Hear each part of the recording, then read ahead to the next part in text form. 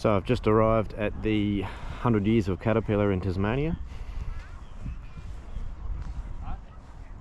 Now, on my previous video with the D8 with my friend Pete, we didn't manage to get it going in time, so unfortunately he's not here, but we all put in a pretty serious effort. So I'll do some more videos on that one later on when we do get it going. I ended up breaking the end of my finger helping him put the fuel tank on the other night. So anyhow, we'll go around and have a look at this show and see what's here.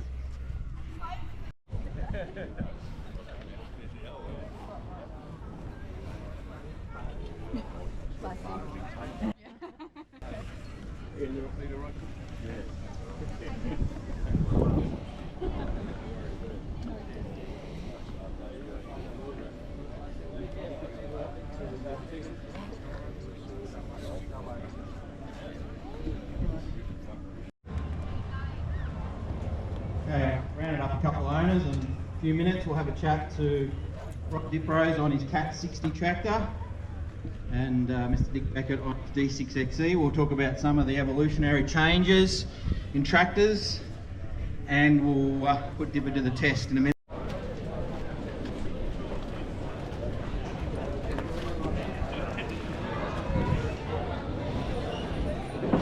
'35 RD7. The track gear is in good nick on that one.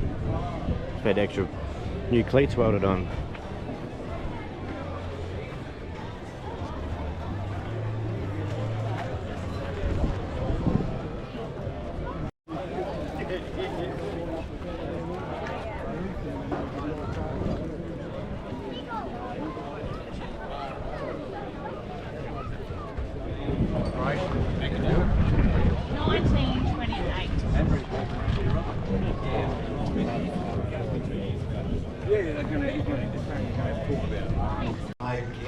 We've tossed up weather sandblasted and painted. The jury's out on that. It's half and half. Say leave it the way it is and make it look old, or anyway, we'll see what happens in the future. But no, we were lucky enough to get it, and it is the oldest Caterpillar tractor in the state now. I mean, I guess it looks pretty bare, but if you think about the blokes that drove it, they were probably walking behind a team of smelly draft horses before these sort of tractors came along in the early to mid 20s. So it's the way they were, and of course blokes developed as a result of crawler tractors for the banks. So what you see is how it all started. That's exactly right. If you've ever wondered about the history of Caterpillar and the name and the tractors, they were agricultural tractors originally. They started with steam and horse-drawn implements, and then they needed to find a way to get onto the peaty, soft conditions over in California. And so Holt developed the Caterpillar tractor system, and that trademark was coined in 1904 when his photographer made the comment when he was filming the prototype of the track machine. He said, "It walks like a Caterpillar." That name was trademarked shortly thereafter, and when Holt and Best merged in 1925, one of the things they brought across was that trademark from Holt. Holt had the manufacturing capability, a lot of the design, he had the distribution network, he had the name. Some of the best tractors also came into the portfolio, were really good tractors as well. And this is actually derived from the Best 60, which is probably known to be one of the best legacy tractors of Caterpillar. In fact, the logo for the club is a 60 tractor because it's such a legendary tractor. Now we've got it beside a D6 here today, but the actual legacy is, if you think about the 60 tractor in front of you, that's the start of the D8 line today. So if you follow that tractor all the way through all its iterations, that's what's currently a D8. 22 versions later, or series later, we now have the current D8. But it's still a really good representation of where we were in terms of gasoline-powered tractors that didn't need to be fed and watered and worked all year, and the cost per tonne that they made a radical improvement in terms of farming back in the day, was revolutionary.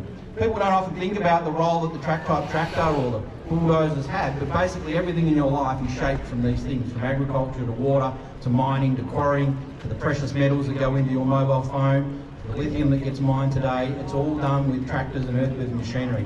The roads, the water, the timber resources. If it wasn't for tractors and the earth-moving equipment that companies like Caterpillar make, you wouldn't live in a world that you live in today. So it's a really important heritage that the club seeks to preserve and help people that own these tractors. The machine is actually started with what we call a bar. So it's a bar in the flywheel. That's how you start this machine. The reason we've got no one on that side is because if that bar comes out, it's going to go that way. You'll be all right on this side.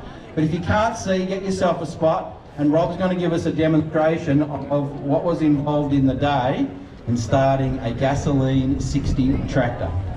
Nothing more than a bar is needed, no electrics, no other mechanicals. You can see him priming up there, so it's got some priming cups, just to give it a bit of a flood, equivalent to your choke, if you will, just to flood the cylinders so we get a nice fire. It'll be an impact maggie that'll give it a real kick. And based on watching it yesterday, it's going to start nice and easily. But we did talk about, just like a watched pot never boils, a watched Caterpillar tractor never starts, they reckon in the club. So we'll see how we go. We've got Rob under pressure.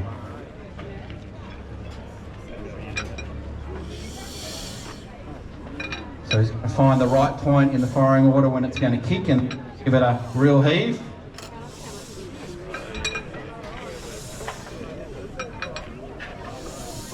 He's just getting it round to the right point, which the engine wants to fire.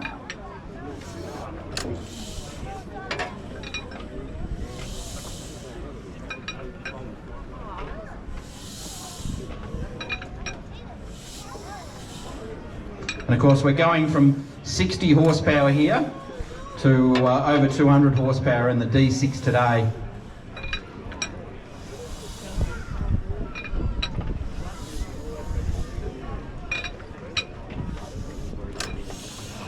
This was still easier than taking all the mules and horses out and feeding them whether they were working or not. You read some of the early advertising materials about what mechanisation did to farming, especially broadacre farming. It was astounding how it reduced the costs. And then again in the 1930s, when Caterpillar became the world's largest manufacturer of diesel engines and repowered the world, especially in the agricultural and earth moving segment with diesel, developing their own diesel engines from 1930s and 1931. So this particular machine would have been repowered with a diesel engine later on in its life. We have there's one of those in Australia as well, very rare tractor.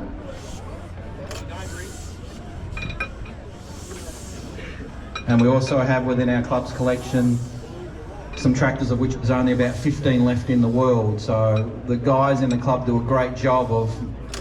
There we go. And we're away. How about a round of applause for Rob up there? 60 tractor 1928 model.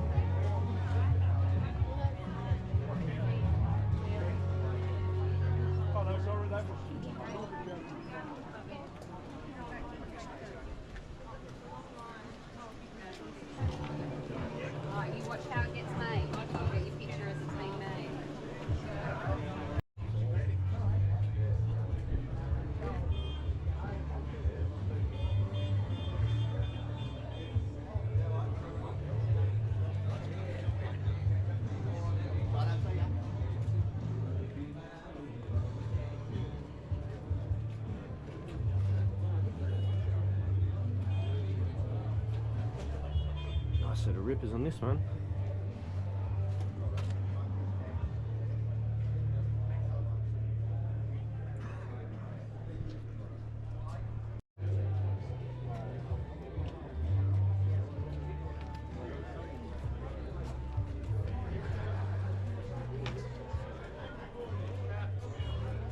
Power shift. Good size of ribbit frame.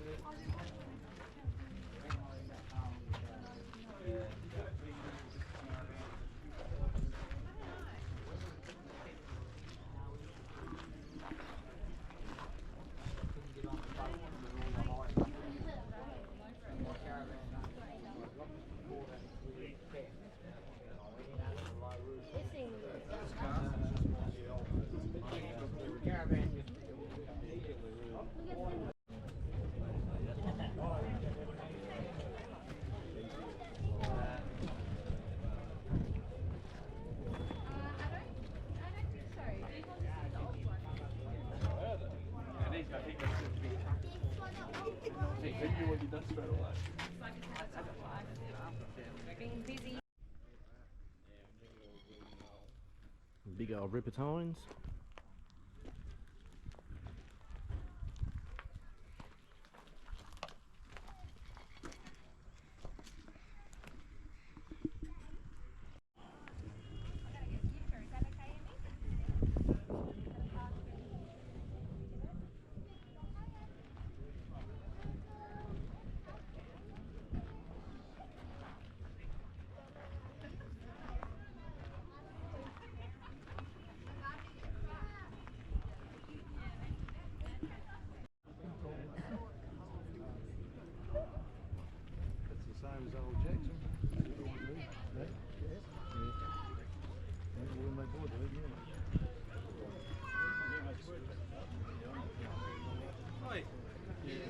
What's going on? Sorry. Yeah, right.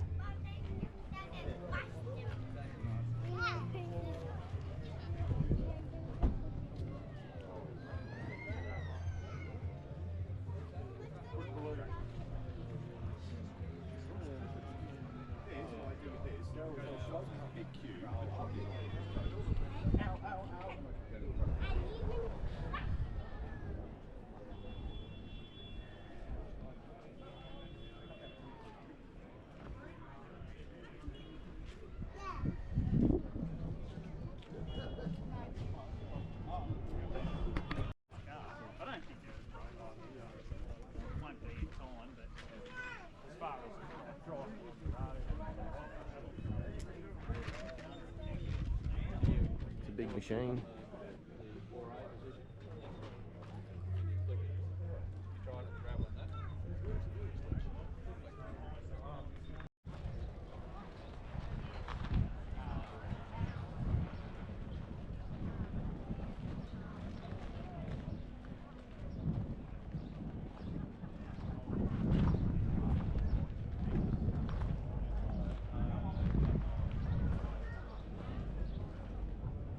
Okay.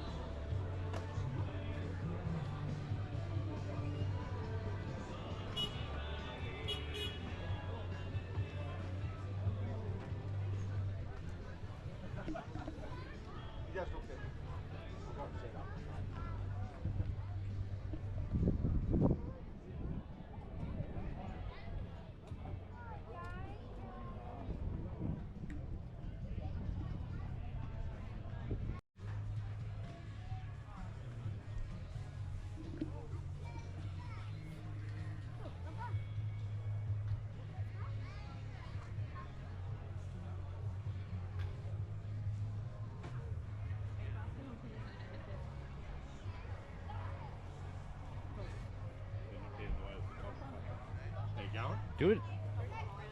A lot of yellow. Too much.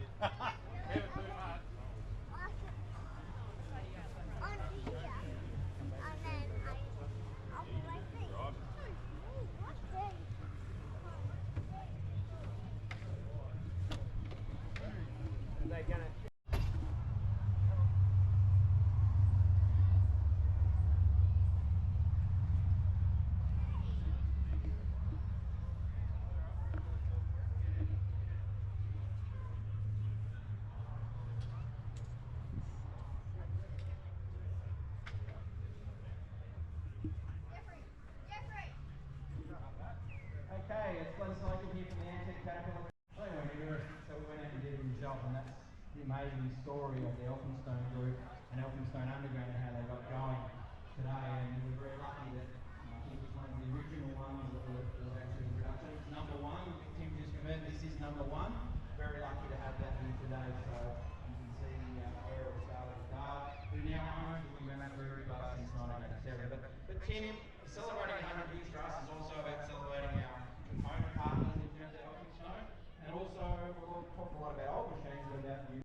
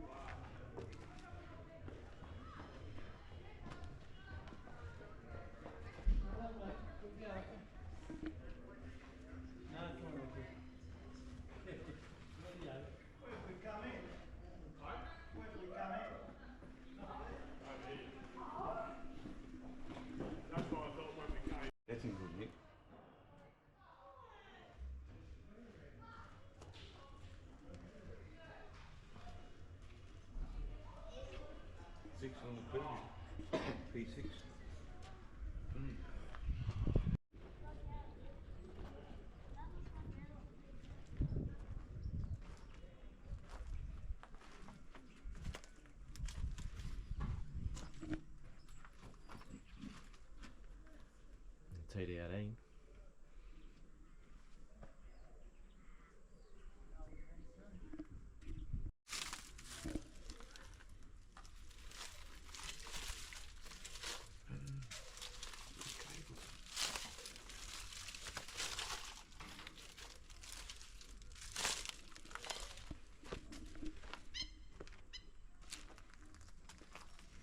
Yeah, the cables run up through the guts up there. Yeah.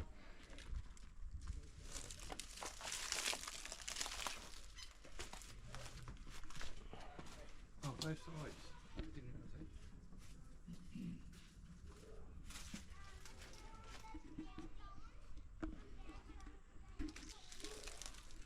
Oh.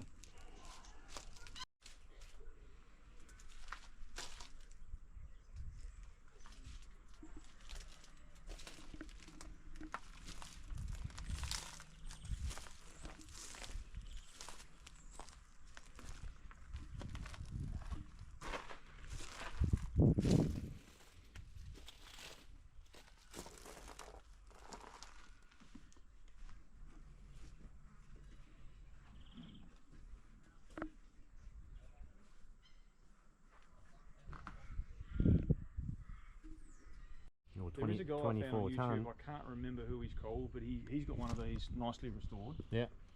In a very original condition, and he goes right through how the starter motor works, How to get them the going. starting procedure works, rather. It On explains in depth starting how on they fuel. work. Yeah. I learned a lot. You know, shit like the timing advance on the magneto, and just to makes it better to get going, and timing generally, so they go harder, and it was good.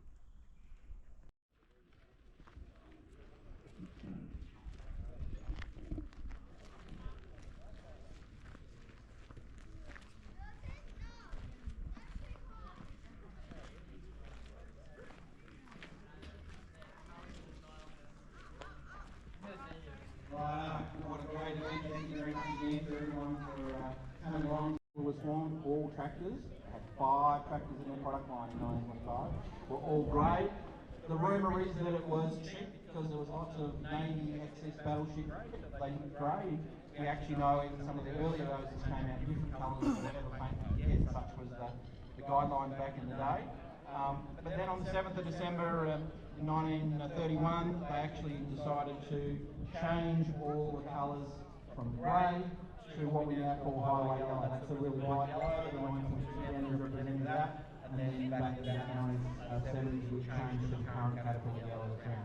So factories all around the world did a limited range of these.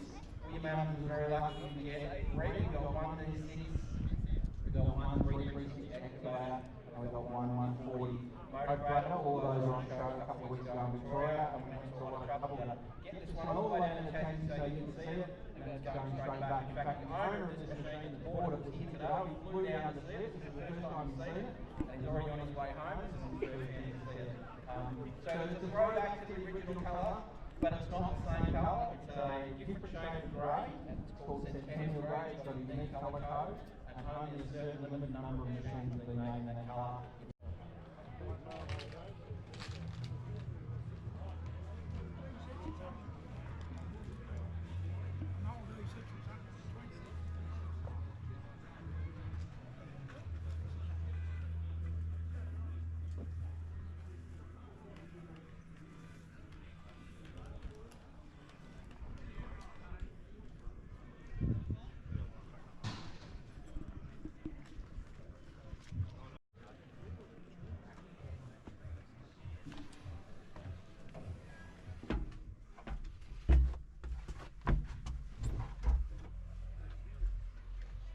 D10 cab.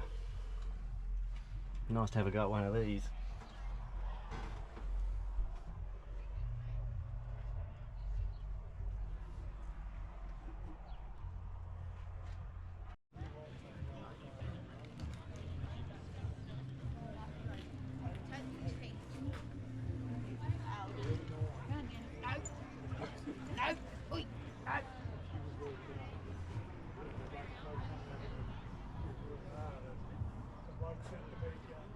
Going to be a while.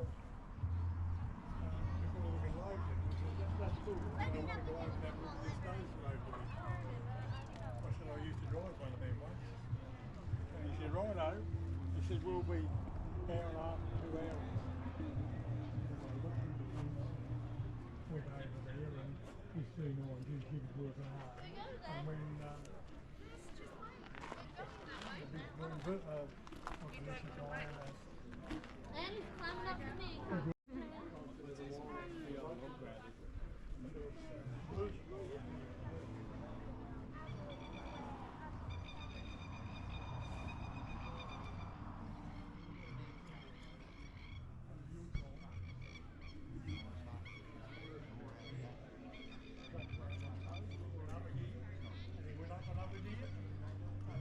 Stand and we'll be able to get them back to you.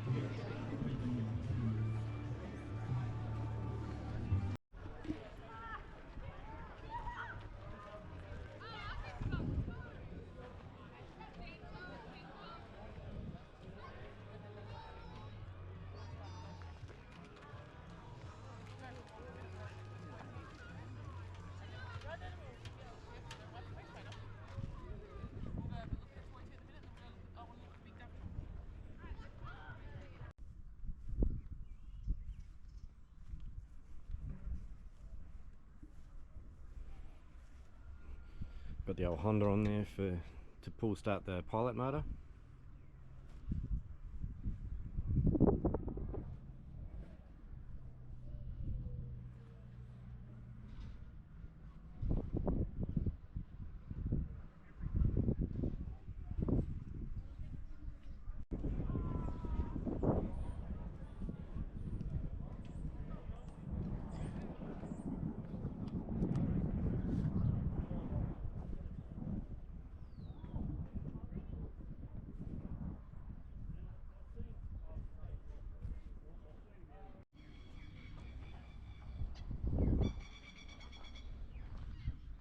Well, that's about the end of the day for me. I think I've got a bit of footage there to go through. It's actually on tomorrow for until 2 o'clock. It's been a good day, so hope you enjoyed.